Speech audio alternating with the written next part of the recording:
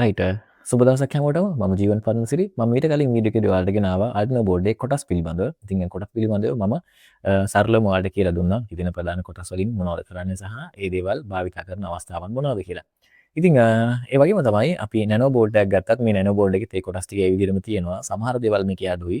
උදාහරණයක් විදිහට ගත්තොත් එම මේ Arduino board එකේ තියෙන මෙන්න මේ power port එක මේකේ බලා ගන්න නැහැ. ඉතින් මේකෙදි අපි කරන්ට් එක දෙනවා නම් අනිවාර්යයෙන් මෙතන තියෙන USB port එක හරි එහෙම නැත්නම් මෙතන තියෙන පින්ස් වලට අපි කරන්ට් එක ලබා දෙන්න ඕනේ. මේකේ ක්‍රම දෙකක් තියෙනවා කරන්ට් එක ලබා දෙන්න. රයිට්. ඉතින් මම කිව්වා ඔයාලට මේ වීඩියෝ එකෙන් අපි කතා කරන්නේ ඒ පිළිබඳව නෙමෙයි. අපි Arduino board එකත් එක්ක යම්කිසි නිර්මාණයක් කරනවා නැත්නම් తాවකාලිකව යම්කිසි පරිපථයක් හදනවා නම් අපි භාවිතා කරන දේවල් පිළිබඳව තමයි මේ වීඩියෝ එකේදී අපි කතා කරනවා කියලා කිව්වේ. රයිට්. ඉතින් එතනදී අපිට ප්‍රධාන වශයෙන්ම අවශ්‍ය වෙන දෙයක් තමයි මෙන්න මේ ගැජට් එක. ඉතින් මේකට අපි කියනවා breadboard එකක් කියලා. ඉතින් බ්‍රෙඩ්බෝඩ් එක ගත්තොත් බ්‍රෙඩ් බෝඩ්ස් එක එක සයිසස් වලින් ඔයාලා තියෙනවා වෙළඳ පොලේ මිලදී ගන්න පුළුවන්. ඉතින් මේක ලොකු මුදලක් වෙන්නේ නැහැ. සාමාන්‍යයෙන් රුපියල් 250 රුපියල් 300ක් වගේ මුදලකට ඔයාලට මේ බ්‍රෙඩ් බෝඩ් එකක් මිලදී ගන්න පුළුවන්. ඉතින් ඊට වඩා අඩු ප්‍රමාණයක් නැත්නම් අඩු මුදලටත් ඔයාලට බ්‍රෙඩ් බෝඩ් මිලදී ගන්න පුළුවන් වෙළඳ පොලේ. ඉතින් බ්‍රෙඩ් බෝඩ් එක ගත්තොත් මේක සම්පූර්ණයෙන් ප්ලාස්ටික් වලින් නිර්මාණය කරලා තියෙන්නේ. මේ පැත්තේ මේකේ තියෙනවා ඩබල් ටේප් එකක්. ඉතින් මේක ගැලෙවුවොත් ඔයාලට මේක කොහේ හරි අලව ගන්න පුළුවන්. ඉතින් මේ ඩබල් ටේප් එක ගලව ගත්තොත් හරි කරදරයක් වෙනවා මේ බ්‍රෙඩ් බෝඩ් එකකින් වැඩ කරන්න ගියාම. බ්‍රෙඩ් බෝඩ් එකේ මෙන්න මෙතන තියෙන පින්ස් වලට අපිට කරන්ට් එක ලබා දෙන්න පුළුවන්. ඉතින් මේ පින්ස් වලට කරන්ට් එක ලබා දෙනකොට ඔයාලා දැනගන්න ඕන ප්‍රධානම දේ තමයි බ්‍රෙඩ් බෝඩ් එකේ කරන්ට් එක ගමන් කරන දිශාව. ඉතින් මෙතනදි ගත්තොත් ඔයාලට බලා ගන්න පුළුවන් මෙතන තියෙනවා නිල් පාට ලයින් එකක් and මෙතන තියෙනවා රතු පාට ලයින් එකක්. මේ නිල් පාට ලයින් එක සහ රතු පාට ලයින් එක අතරමැද තියෙනවා පින්ස් නැත්නම් සිදුරු පේලි දෙකක් තියෙනවා. ඒ කියන්නේ පින්ස් සම්බන්ධ කරන්න පේලි දෙකක් තියෙනවා. ඉතින් මෙතන පළවෙනි පේලිය මෙන්න මෙතන කරන්ට් එක දුන්නොත් ඒ කරන්ට් එක ගමන් කරන්නේ ඒ පේලියට සමාන්තරව තියෙන මේ සිදුරු දිගේ මෙන්න මේ අතට හෝ මේ අතට. ඒ කියන්නේ මෙතෙන්ට කරන්ට් එක දුන්නොත් ඒ කරන්ට් එක මේ අතට ගමන් කරනවා. නැත්නම් මෙතෙන්ට කරන්ට් එක දුන්නොත් මේ අතට ගමන් කරනවා. ඒ කියන්නේ මැද තැනකට කරන්ට් එක දුන්නොත් දෙපැත්තටම ගමන් කරන එක තමයි වෙන්නේ.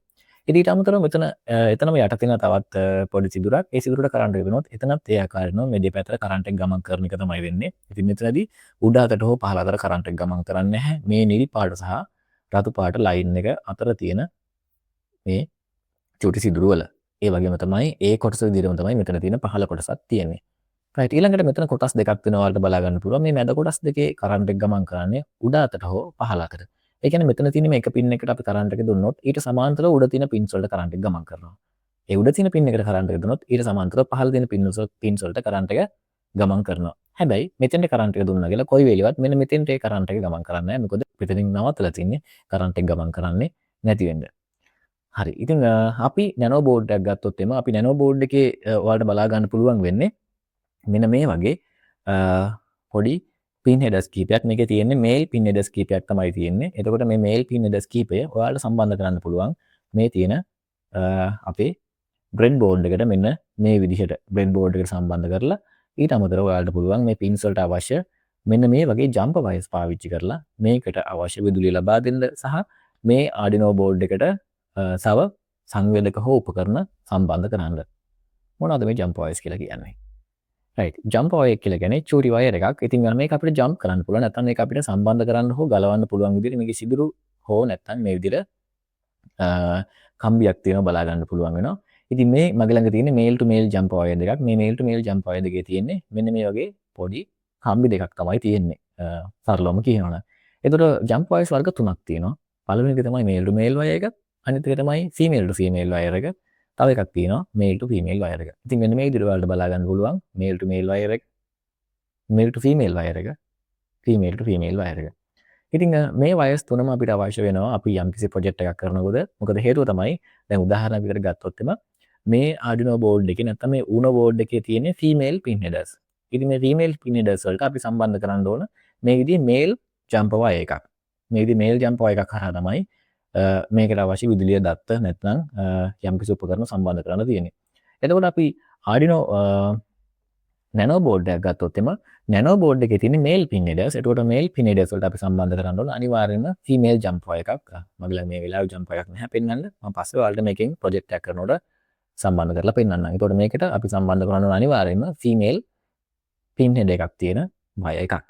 ඉතින් මේකට මේල් වයර් සම්බන්ධ කරනවා නම් අපි අනිවාර්යයෙන්ම මේ වගේ බ්‍රෙඩ් බෝඩ් එකක් පාවිච්චි කරන්න ඕන. බ්‍රෙඩ් බෝඩ් එක පාවිච්චි කරලා අපිට පුළුවන් මේ විදිහේ මේල් පින් හෙඩ් එකක් නැත්නම් මේල් ජම්ප් වයර් එකක් සම්බන්ධ කරන්න පුළුවන්. ඉතින් ඒ වගේම තමයි තව දෙයක් කියන්න ඕන.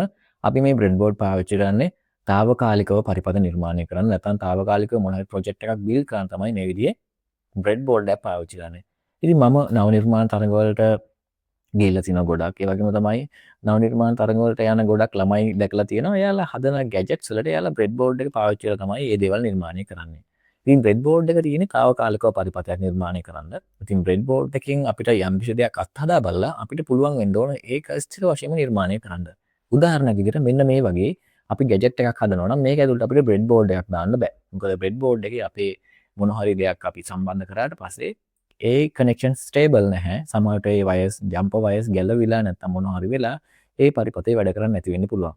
ඉතින් ඒකින්ද මේ විදිහට අපි ප්‍රොජෙක්ට් එකක් බිල්ඩ් කරනකොට මේකට අවශ්‍ය පරිපථ අපි වෙනම හදා ගන්න ඕන. එතනදී අපි ජම්පර් වයර්ස් පාවිච්චි කරන්නේ නැහැ. ඉතින් එතනදී අපි වෙනම වයර්ස් පාවිච්චි කරලා වෙනම ඩොට් බෝඩ් හරි නැත්නම් වෙරෝ බෝඩ් හරි පාවිච්චි කරලා අපිට පුළුවන් අදාළ පරිපථ නිර්මාණය කරන්න. එහෙම නැත්නම් අපිට පුළුවන් ඒකට අවශ්‍ය පරිපථේ අපිට නිර්මාණය කරන්න. නැත්නම් යම් කිසි සමාගමකට ලබා දීලා අදාළ printed circuit board එක develop කරගන්න පුළුවන්. ඉතින් අපි ඉදිරියට කතා කරමු PCB designing ගැනත් කොහොමද PCB එකක් develop කරන්නේ, design කරන්නේ සහ ඒ අදාළ PCB එක manufacture කරන්නේ කොහොමද කියන එක ගැනත් අපි කතා කරමු. මේ වීඩියෝ සීරීස් එකේ මට ඔයාලට ගොඩක් දේවල් කියලා දෙන්න තියෙනවා ඉදිරියේදී. ඉතින් හරි සරලව මම කියලා දෙන්නේ හැම දෙයක්ම. මොකද හේතුව තමයි මේවා සංකීර්ණ විදිහට කියලා දෙන්න ගියොත් එම ලොකු වෙලාවක් යනවා. එහෙම සංකීර්ණ විදිහට ඉගෙන ගන්න ඕන නම් ඉස්සරහට ඔයාලට පුළුවන් මගේ ක්ලාස් වලට join වෙලා ඔයාලට ඉගෙන ගන්න. ඉතින් සරලව මෙතනින් ඔයාලට ගොඩක් දේවල් ඉගෙන ගන්න පුළුවන් විදිහට තමයි මම මේ සීරීස් එක ඉස්සරහට කරගෙන යන්න බලාපොරොත්තු වෙන්නේ. රයිට්. ඉතින් අපිට අවශ්‍ය වෙන එක දෙයක් තමයි ඔන්න බ්‍රෙඩ් බෝඩ් එක සහ මේ විදිහේ ජම්පර් වයර්ස් ඕන වෙනවා අදාළ වැඩේ කරගෙන යන්න. ඉතින් ඔන්න තවම අපි ප්‍රොජෙක්ට් එකක් බිල්ඩ් කරේ නැහැ. ඉතින් ප්‍රොජෙක්ට් එකක් බිල්ඩ් කරන්න කලින් අපි මේ දේවල් අනිවාර්යෙන් ඉගෙනගෙන ඉන්න ඕන. ඉතින් මේවා ඉගෙන ගත්තොත් තමයි අපිට මේ අදාළ ප්‍රොජෙක්ට් එක ඉක්මනින් කරන්න පුළුවන් නැත්නම් හරියට නැත්නම් නිවැරදිවම කරන්න පුළුවන් වෙන්නේ. ඉතින් ඒක නිසා මම ඔයාලගෙන් ඉල්ලීමක් කරනවා හැමෝටම මේ වීඩියෝස් ටික නරඹන්න. ඒ වගේම තමයි ජොයින් වෙලා ඉන්න මගේ සෝෂල් මීඩියාස් එක. මොකද හේතුව තමයි ඔයාලට ලොකු දෙයක් ඉගෙන ගන්න පුළුවන් ඉස්සරහට මේ වීඩියෝස් වලින්. එහෙනම් අපි ඊළඟ වීඩියෝ එකෙන් හම්බ වෙනකන් ගිහිල්ලා එන්නම්. හැමෝටම සුබ දවසක්.